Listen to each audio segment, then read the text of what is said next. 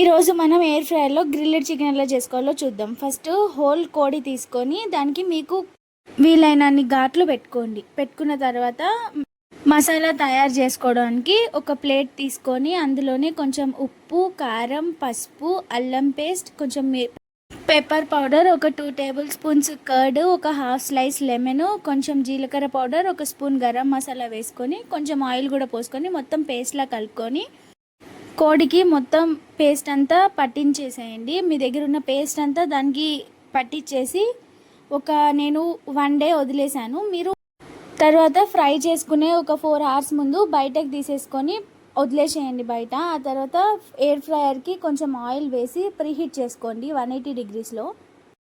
తర్వాత మనం తీసి పెట్టుకున్న కోడిని కూడా దాంట్లో తీసుకొని ఆయిల్ వేసి ఒక హాఫ్ అన్ అవర్ 180 డిగ్రీస్లో వదిలేసి మళ్ళీ రివర్స్ తిప్పుకొని ఇంకో హాఫ్ అన్ అవర్ వదిలేసుకొని తీసేసుకోవడమే, అంతే. Grilled chicken ready. వీడియో నచ్చితే లైక్ చేసి సబ్స్క్రైబ్ చేసుకోండి. Thank you for watching. Bye bye.